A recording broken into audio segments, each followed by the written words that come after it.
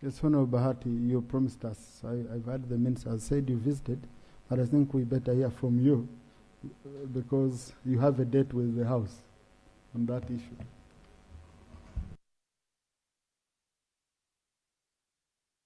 The Miracle, who works with Stop TV.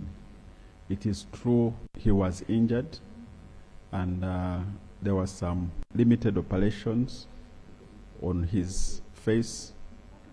The good thing is that his eye, according to the doctor, was saved.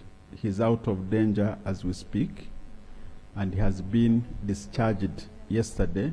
And on behalf of government, I promised that we are going to clear the bills.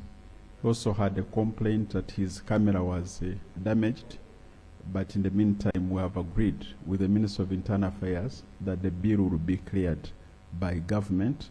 So I extended our sympathies, and we continue to pray for him for quick recovery. Thank you.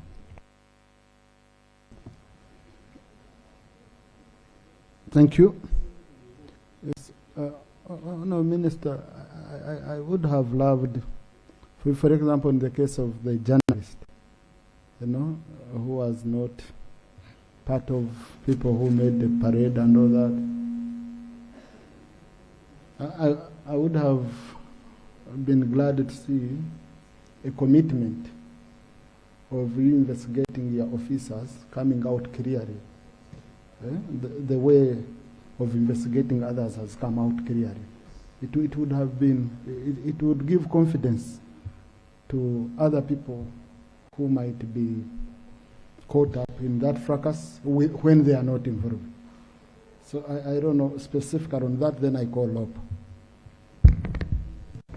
Thank you, Right Honorable Speaker and honorable members. Yes, it's true.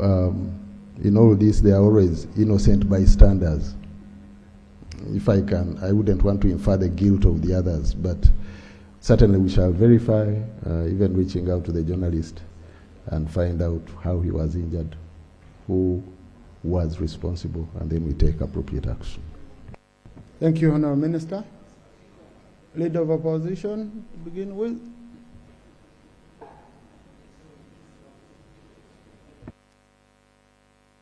Thank you, Mr. Speaker. And I want to thank the Minister of Internal Affairs for responding to the directives of the Speaker. First of all, Mr. Speaker, allow me to thank you, government, for responding to the injured person by meeting his bill. Although you wouldn't have met it if you had not caused injury to him. And it's not enough. But there are more than one who are under the same state. Mr. Speaker,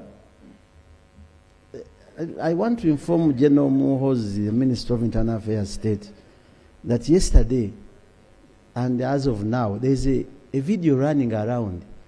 There's a Ugandan resembling one of the judge, and people were almost going to kill him, thinking that the one was beating people in KAWEMPE. This is a common phenomenon in Africa.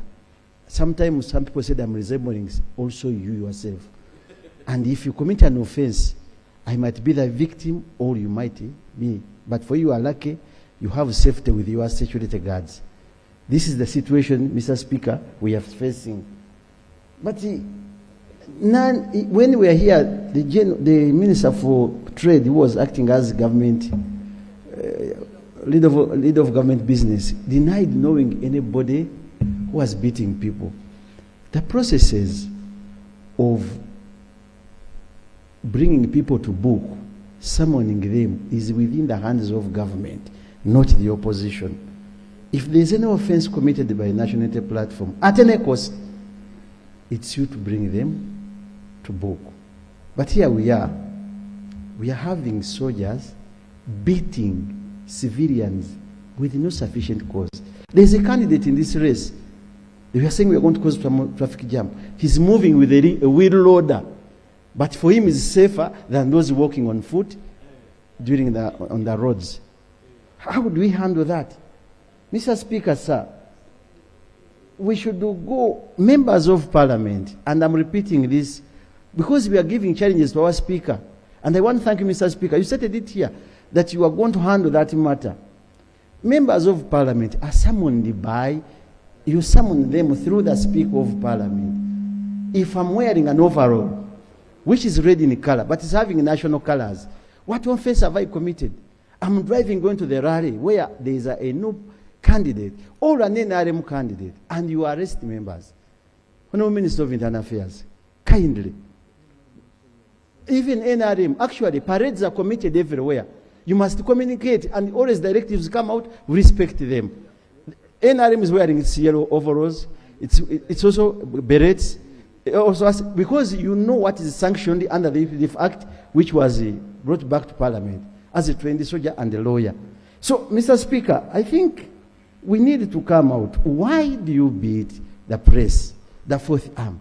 They are fully dressed in their attire, showing that they are working for maybe Mr. Baramuzi, Honorable Mr. Baramuzi Radio, and others. I can take the information and I will conclude.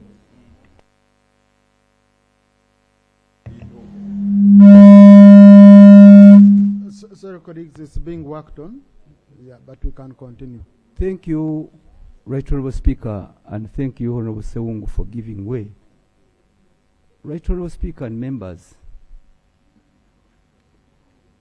when you see the events unfolding in the KAWEMPE North by-elections, it leaves all of us in a bad situation. Those involved in the election, and even those other citizens, particularly the responsible members of this society. Now, when the issue was put for government to come and clarify and explain, I'm surprised, deeply surprised, that the Honorable Minister has chosen to tell what everybody wishes to hear. He has told the intent of the law and the aspirations of Ugandans. But what is at stake now is that there are hoodlums, there is the JAT, which is responsible, the core mandate, to crack on terrorism. And now you have an official exercise, a campaign exercise announced, and the government chose to deploy the Joint Anti-Terrorism Force. Why? Because from the word go would start from there. Who deployed? Honorable Minister, you could tell the country who deployed and why. Because we should start from there. And it is not difficult to find out. Even if there was some conduct of members. Honorable Sechkubo, that's not how we behave on the floor. Okay? You came for information, and I hope your time is up. I'm sorry. Honorable Susan Amero, you donated your time. Now you donate. Thank you very much, Right Honorable Speaker. Honorable Amero. Thank you, Speaker. I heard the Minister talk about payment of treatment bills, but I didn't hear him talk about compensating the person who was harmed, because this is a breadwinner in his home. And there are so many people who depend on that person. So I wanted also that to come out clearly.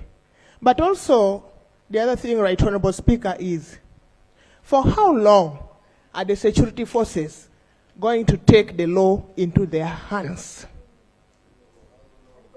And they go away. They walk out free. What are they supposed to be doing?